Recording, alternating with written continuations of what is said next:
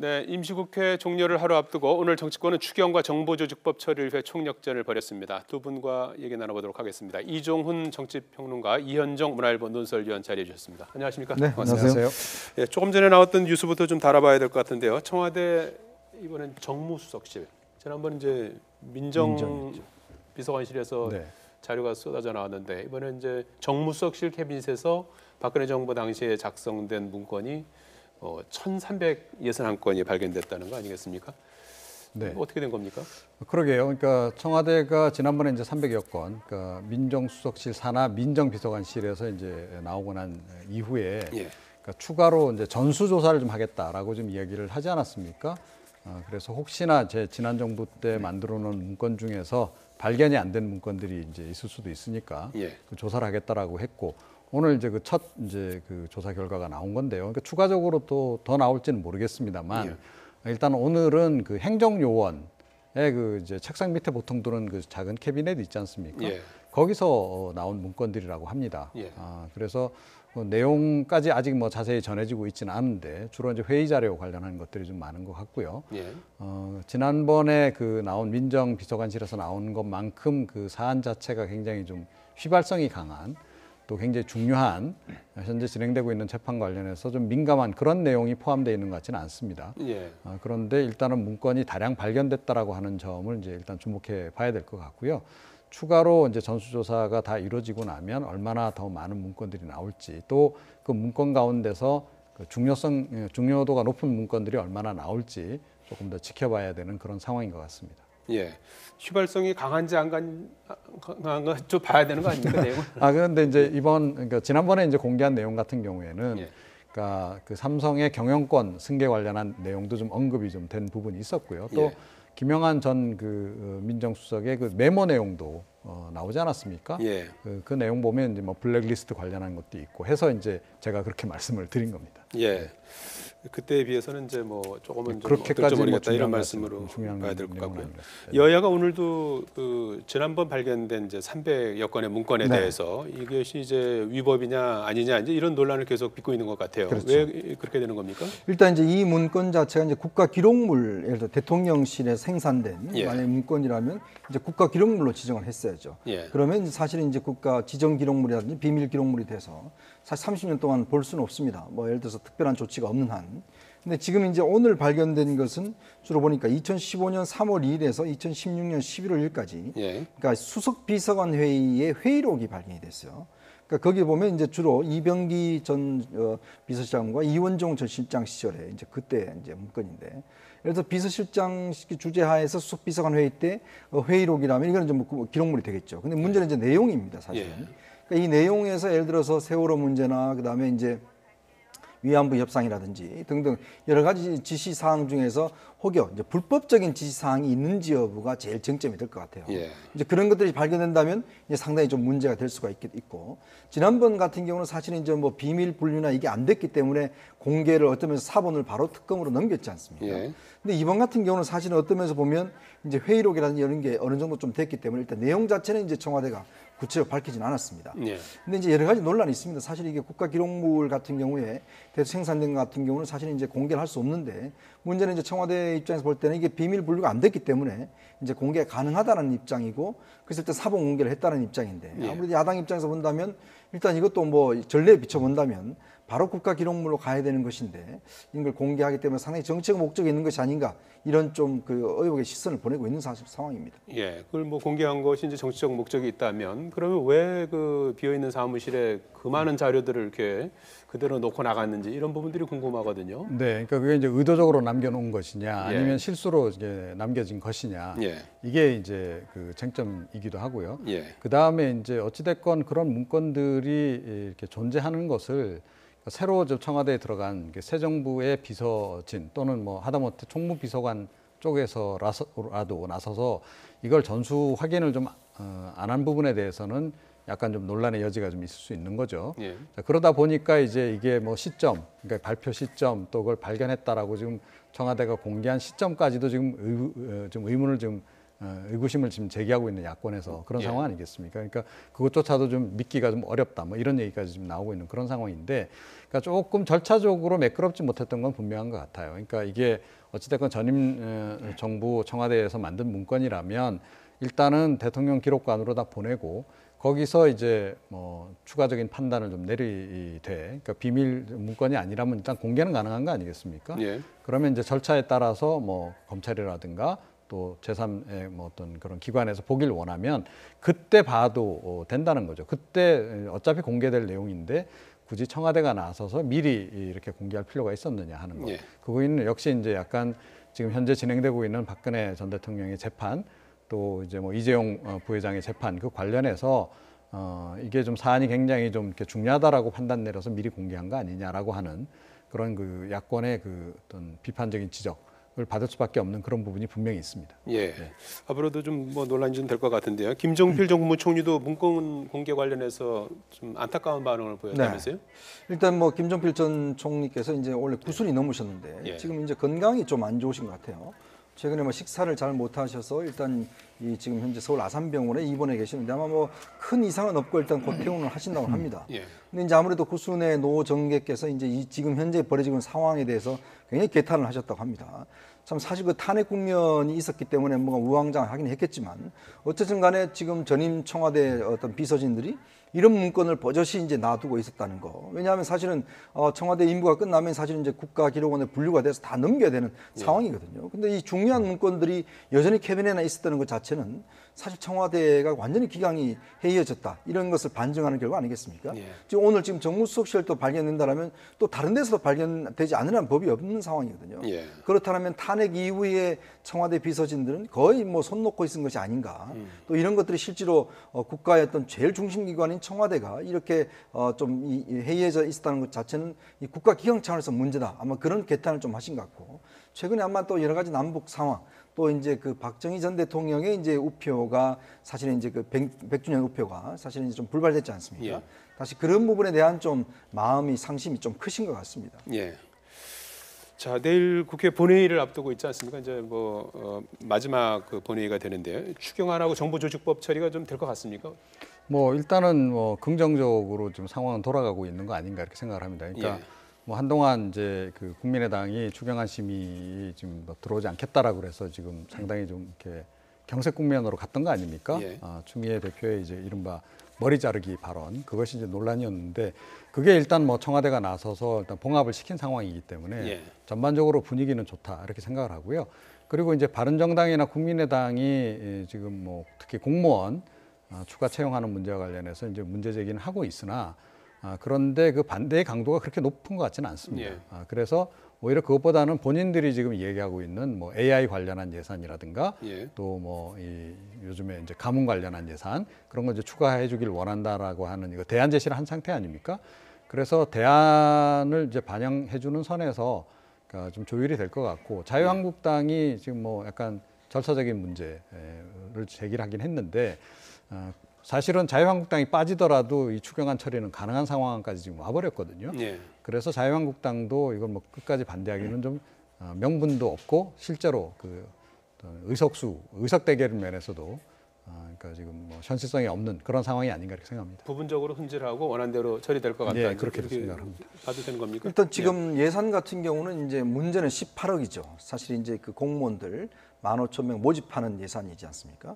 실제로 이제 이건 문제 80억이죠. 80억인데 사실 이 예산 자체가 이제 만약에 통과가 안 돼 버리면 사실 일자리 문제는 사실 이제 뭐 물 건너가는 상황이기 때문에 아마 이걸 가지고 다른 예산과 아마 여당이 오늘 밤 사이라도 뭐 좀 야당과 좀 협상을 할 것 같습니다. 지금 또 하나의 쟁점은 이 정부조직법상에 이제 지금 환경부에 사실 그 예전에 국토교통부가 가지고 있던 물 관리 권한을 넘기는 것이 현 정부의 입장이었지 않습니까?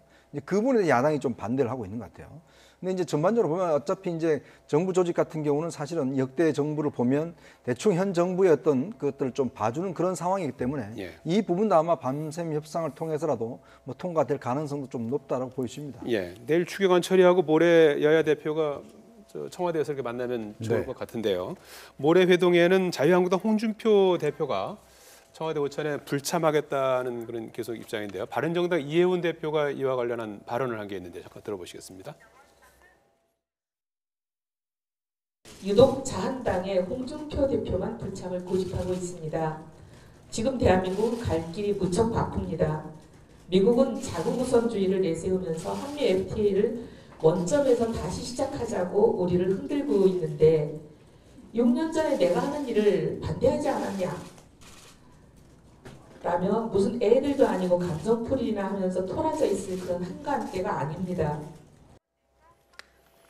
예, 홍준표 대표 청와대 오참 불참을 두고 이렇게 조금 설왕설래하는 것 같은데요. 어떻게 봐야 되는 겁니까? 그러니까 지금 이제 여당 쪽에서 일각에서 나오는 얘기는 결국은 그러니까 따로 좀 대통령하고 만나기를 원해서 저러는 거 아니냐. 이른바 이제 그 독상 받기를 원해서 그렇다라고 하는 이제 문제 제기를 하고 있는 거고요. 다른 지금 이제 야당 입장에서는 아니 말도 안 되는 이유를 들어서 지금 이렇게 안 들어간다는 게 말이 되느냐. 이제 그 얘기인데요. 예. 이게 이제 지금 이유로 제기하고 있는 것이 말이 안 된다라고 이제 다른 야당들, 특히 이혜원 대표가 이제 지적을 하고 있는 것은 뭐냐면, 예. 그러니까 본인이 이제 과거 그 한나라당 대표 시절에 한미 FTA를 이제 처리할 때 지금 여당이 반대를 했다는 거죠. 예. 그런데 결과적으로 보니 이게 잘해놓은 협상 아니냐. 예. 그래서 이번에 다시 재협상하려고 지금 이제 하니까 이거 지키겠다라고 지금 이제 여당이 얘기하는데 과거하고 이게 좀 논리 모순이 되는 거 아니냐. 예. 자, 그런데 그 얘기를 내가 지금 청와대 가면 안 할 수가 없는데 예. 그러면 언쟁밖에 더 있겠느냐. 차라리 얼굴 붉히는 차라리 안 가겠다 뭐 이렇게 얘기를 하고 있는 건데요. 그런데 이게 이제 이혜원 대표 얘기 말 맞다나 사실은 좀 이유 같지 않은 이유처럼 이제 들리는 건 분명히 있는 거죠. 그리고 역시 홍준표 대표가 본인하고 어떤 문재인 대통령하고 그 어떻게 보면 이제 좀 맞상대. 그래서 그 자유한국당하고 더불어민주당이 양강 구도를 형성하는 그런 구도를 지금 계속 그림을 그리고 있기 때문에 그런 거 아니냐라고 하는 이제 그 분석도 지금 이제 없잖아 있는데요. 그런데 어찌 됐건 그러니까 뭐 과거에 이제 사실은 뭐 전례를 따르더라도 그렇고 그러니까 이번 같은 경우에는 청와대 회동에 응하는 것이 좀 합당하지 않나. 그리고 문제 제기라고 하는 것은 언제든지 야당은 좀 할 수 있는 것이고 또 청와대 과거 뭐 영수회담이 있었지만 얼굴 안 붉힌 적보다 얼굴 붉힌 적이 훨씬 더 많잖아요. 예. 그러니까 역시 대화는 하면서 반대할 건 반대하더라도 그런 것이 훨씬 더 좋지 않나. 그러니까 그게 더 훨씬 더 명분에 맞는다 이렇게 생각을 합니다. 청와대는 뭐 여야 4당 대표 회동이라도 추진하겠다 네. 이제 이런 입장인 것 같은데요. 그렇죠. 홍준표 대표 가는 게 맞습니까? 안 가는 게 맞습니까? 저는 가야죠. 사실 예. 예전 같으면 원래 야당이 사실 대통령한테 면담을 요청하고 회담을 요청했던 그런 뭐 전례들이 있는데 예. 사실 이번에 대통령이 이제 그 뭐 하는 것 자체가 G20 회의라든지 또 한미 정상회담 결과 또 이제 여러 가지 변화된 그 한미 관계라든지 또 남북 관계 그다음에 이런 문제를 좀 논의하기 위해서 야당 대표들 좀 보자고 하는 것인데 사실 뭐 어떤 면에서 보면 107석을 가진 제1야당의 대표 아니겠습니까? 어떤 상황이든 일단 대통령을 만나서 이야기를 해야죠. 사실 뭐 한미 FTA 문제에 대한 섭섭한 감정이 있으면 그 자리에서 이야기하면 되는 거 아니겠습니까? 이제 그렇기 때문에 사실은 소통이 필요한 것이고 예. 또 그런 장 자체를 사실은 멀리할 필요는 없는데 사실 그렇기 때문에 이제 좀 내거는 목표 자체가 사실 옹색하다는 이야기가 좀 있죠. 왜냐하면 결국 이제 본인은 나는 이제 뭐 문재인 대통령과 상대한다. 다른 지금 정당들은 2중대, 3중대이기 때문에 같이 하는 거 원치 않는다. 뭐 이런 국면으로 이제 생각하시는 것 같아요. 이제 그런 측면을 본다라면 어떻거나 지금 국가의 어떤 일 자체를 수행해 나가는 제1야당의 대표가 대통령을 만나서 그 면전에서 뭐 할 이야기 하시고 또 그 대통령 반응도 들어보고 저는 그런 것이 오히려 정치가 아닌가. 오히려 뭐 가지도 않고 대변인 성명만 내는 것이 과연 올바른 것인지 다시 한번 생각해 봐야 될 것 같습니다. 예. 자, 오늘 제헌절이었죠. 제헌절 행사가 국회에서 열렸는데 5당 지도부가 국회 상황과 관련해서 만났는데요. 뼈 있는 농담이 오갔습니다. 잠깐 들어보시겠습니다. 국회 교착 상태가 지금 지속되고 있으면은 오늘 제헌절이 정말 부끄러운 제헌절이 될 텐데 그래도 참 다행이에요. 그래서 우리 각 당의 원내 대표님들한테 제가 좀 업어드려야 되는데 업어드릴 방법을 좀 찾아보겠습니다. 세종대왕이나 신사임당도 굉장히 좋아합니다. 신사임당과 세종대왕이 저 지역구로 열심히 방문을 하실 수 있도록 할 테니까 추경 통과시키시고 우리 헌법소장님 좀 대행 떼주시고 하면 되겠네요. 제헌절 해야 되니까 구구절절 옳은 말씀으로 제가 이해하겠습니다. 예, 추경을 두고 뭐 뼈 있는 농담이 네. 오갔습니다만은 여야가 헌정질서 수호라든지 개헌 논의 이런 부분에 대해서는 지금 한 목소리를 내고 있는 상황이죠. 예, 뭐 개헌 필요성에 대해서는 예. 뭐 지난 대선 과정에서도 예.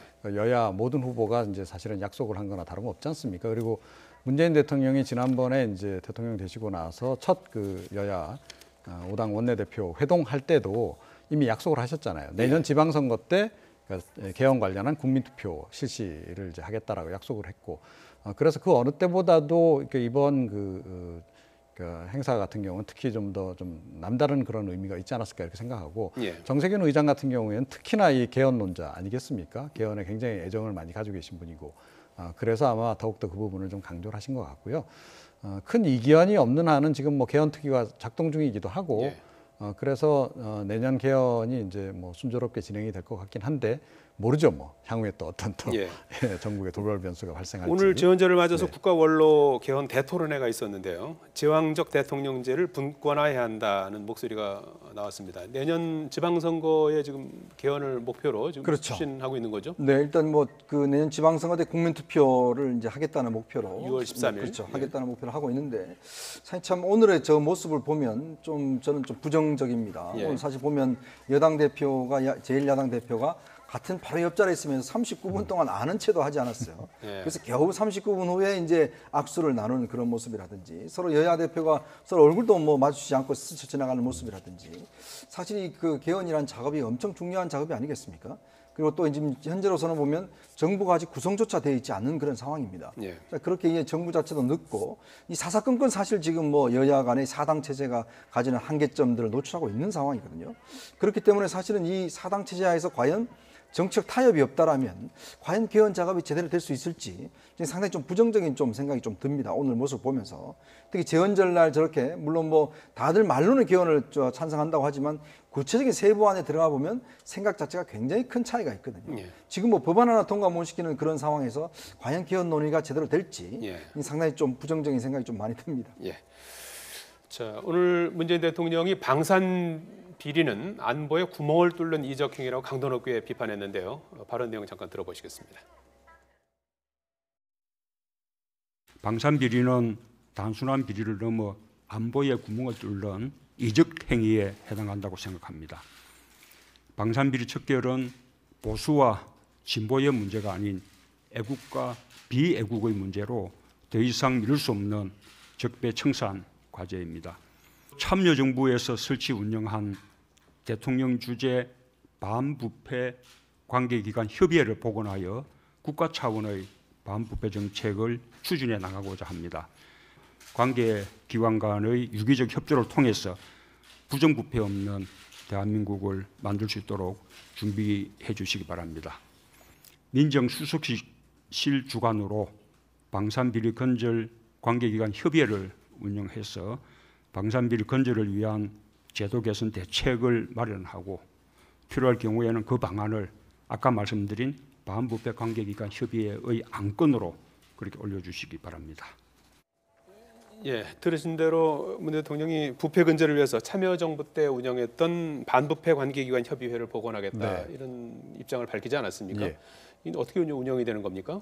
그러니까 이제 관련 지금 정부 부처 쪽에 아마 주로 감사 담당자들이 되지 않을까 싶은데요. 그러면 기존의 적폐청산위원회가 이제 이게 설치가 될 것인지 이런 부분들도 적폐청산 특위를 일단 그 좀 안 만들기로 최종적으로 결정을 내렸습니다. 그래서 아마 그것에 따라서 일단은 이제 정부 차원에서 그냥 있을 수 없기 때문에 일단 정부 차원에서 이런 기구를 좀 운영을 하고요.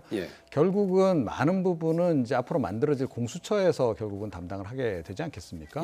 그런데 이제 공수처는 일단 국회에서 법이 통과되어야 되는 상황이고, 그렇게 우리가 본다면 이제 빨라야 사실은 이번 정기국회, 그러니까 12월 정도 가야 이제 가닥이 잡힌다는 거죠. 그래서 그때까지는 그냥 이제 놓을 수는 없는 것이고 또 이미 또 상당한 적폐라든가 이런 것들에 대한 그 청산 요구들이 있기 때문에 그거는 일단은 그 현재 일단 정부 차원에서 국회 입법이 필요하지 않은 그 차원에서 일단은 가동을 일단 하겠다 뭐 그런 의지로 일단 읽힙니다.